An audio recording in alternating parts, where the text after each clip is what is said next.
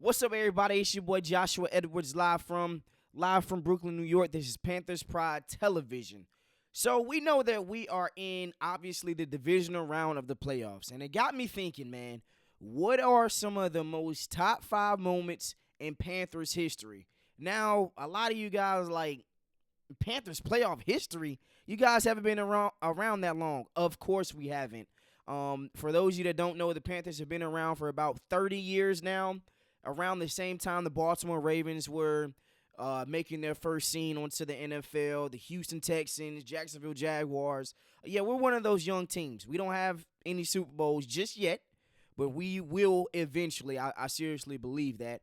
But let me just give you just a little background, just a little bit. My number 5 spot was the game where Steve Smith went off against the Chicago Bears, put up 212 yards, over 244 all-purpose yards in the 2005 divisional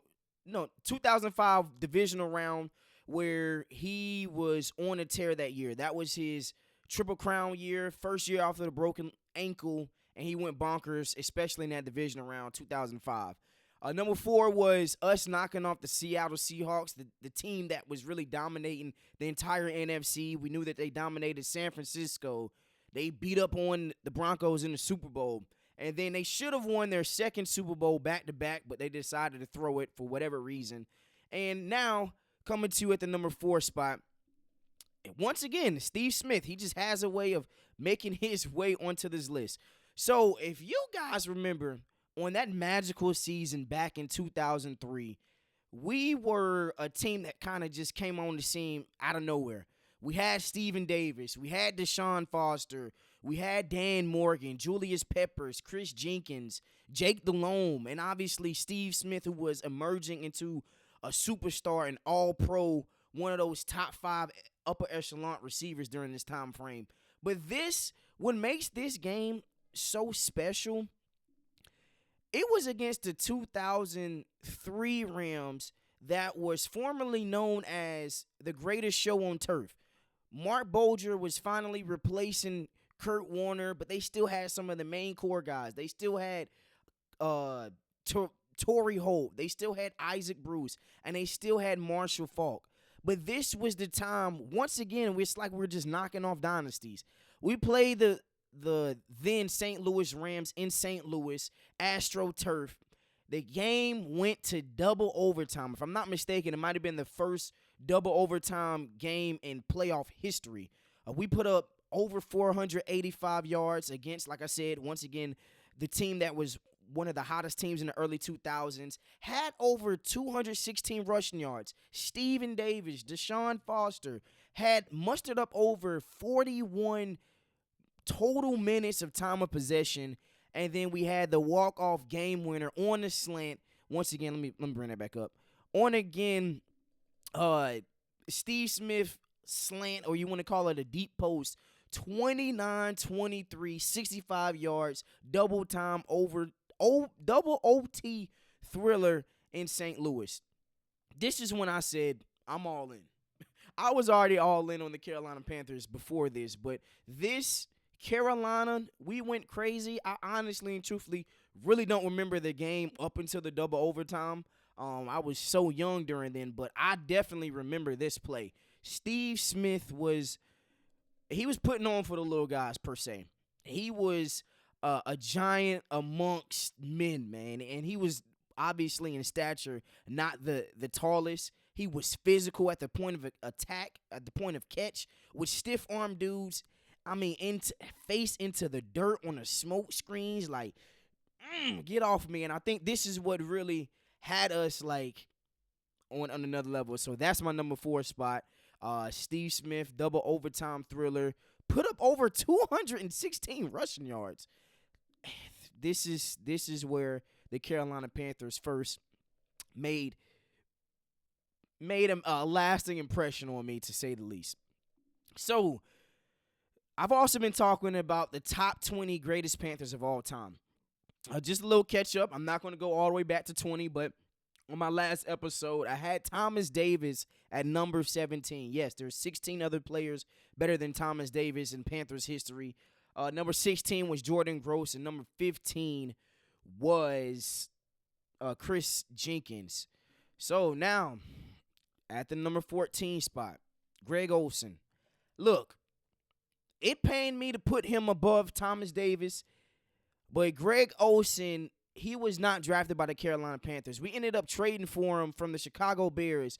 But during his short stint with the Carolina Panthers, he was a 2-time second-team All-Pro, 3-time Pro Bowler, had 39 total touchdowns, 6,463 receiving yards, and 524 receptions.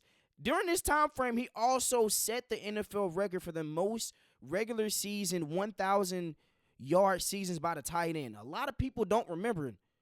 Greg Olsen was a huge factor and huge development in Cam Newton to becoming a MVP during this time frame. In 2015, that's when he secured the second-team All-Pro. Like I said, man, during that time frame, 2015, we had a lot of All-Pros. We had a lot of Pro Bowls.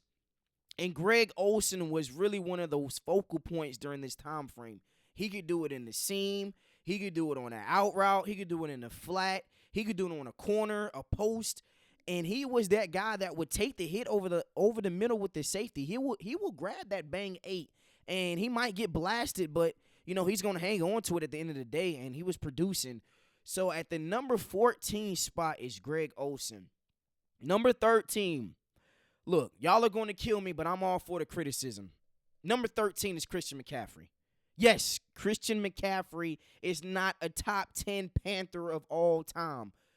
Granted, he put up some crazy numbers during his small little stint with the Carolina Panthers. If you guys remember, he was the second back taken in that draft that had multiple running backs, the Leonard Fournette, the Alvin Kamara, the Aaron Jones, the Christian McCaffrey, the Austin Ecklers of the world. During this time frame, amassed over 50 total touchdowns, 18 receiving, 32 rushing, and then 7,272 all total yards. And he was a first-team All-Pro during his famous 1,000 season, and he was a 2-time Pro Bowler as well.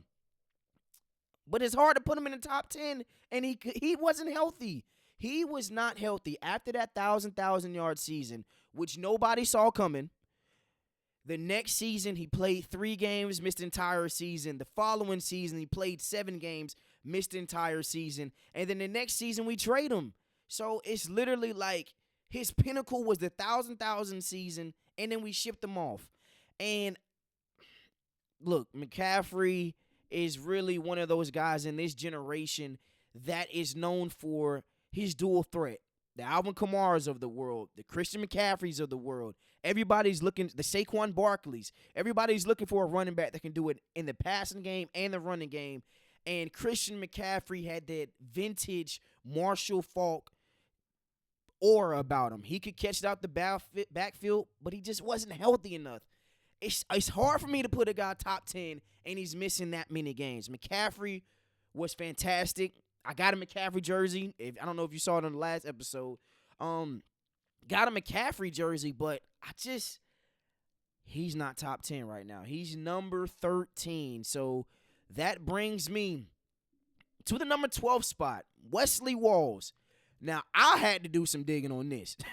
Wesley Walls. If you do not know, let me introduce you to Wesley Walls. Wesley Walls. Yes, he didn't have as many yards and receptions as a Greg Olsen, but he was a 3-time second-team All-Pro, a 5-time Pro Bowler during his time with the Carolina Panthers, 44 receiving touchdowns, 324 receptions, 3,902 yards receiving. And during this time frame, Pro Bowls were almost the same as All-Pros. In the early 2000s, late 90s, if you were a Pro Bowl, you were legit. He had 5 of them during this time frame. He was a 3-time second-team All-Pro. Just think about all the great tight ends during this time frame. You had a Tony Gonzalez. You had a Shannon Sharp during this time frame. You had a Winslow with the Chargers. You obviously had Antonio Gates came later on. Algie Crumpler. Like, you had some good guys during this time frame. Wesley Walls really put his stamp on the game. He's in the ring of the Ring of Hall or Ring of Honor, Ring of Honor for the Carolina Panthers, Wesley Walls. Like I said, I had to go do some digging. This guy was next level, especially when it came to the Panthers organization. So Wesley Wall is my number 12 spot. So let me just give a little rundown. 14, Greg Olsen. Man, 13, Christian McCaffrey. And number 12 is Wesley Walls, currently speaking. So, man, you guys know that we are right around the corner from the NFL draft. And I've been looking at social media. It does not look like we're going to get Abdul Carter, but his stock can obviously rise or fall depending on how guys test during the NFL Combine. You guys have already seen William Pierce Jr., but there's another guy that kind of is intriguing just a little bit. Now, I'm not saying he's going to be a star. He might look like Tarzan and play like Jane. But Mel Williams from the University of Georgia, 6'5", 265, had 9 tackles for a loss this season, 5 sacks in 12 games that he played during this season. Now, what concerns me about Mel Williams, his first season he played 15 games, was a first-team All-SEC, first-team freshman on the SEC. But then the next 2 seasons, it was a decline. Played 15 games, played 13 games, played 12 games, had 4.5, then 5 sacks. And I'm seeing a downward trajectory, man. But if he goes out here and he tests well, he is 6'5". His frame is freaking next level. I don't want him to look like Tarzan and play like Jane, though. But it's hard to deny the physicality or just the physical specimen that Mel Williams is. He can be a legit guy with the right coaching. If he is lined up and paired up with Derrick Brown, there's no reason why he can't be in a future All-Pro, multi-Pro Bowl type of guy. But I would be very, very hesitant Carolina drafting him. I got to go back and just dig a little bit more on this tape and make a couple calls to Georgia, my homeboy that watches the Georgia Bulldogs a lot. But, I mean, just look at this dude. He's 6'5". He's 6'5", 265, and he looks like Tarzan. If he goes out here during the Combine, puts up a 4.4, reps 225 over 20 times, has a great 5-10-yard shuttle, I don't see a situation where he's not a top 10 pick. He's built that different. So we just got to make sure that we are putting our best foot forward when it comes to scouting and recruiting and really dissecting the tape. I don't want a guy that looks like Tarzan and play like Jane. I want you to look like Tarzan and play like damn Tarzan.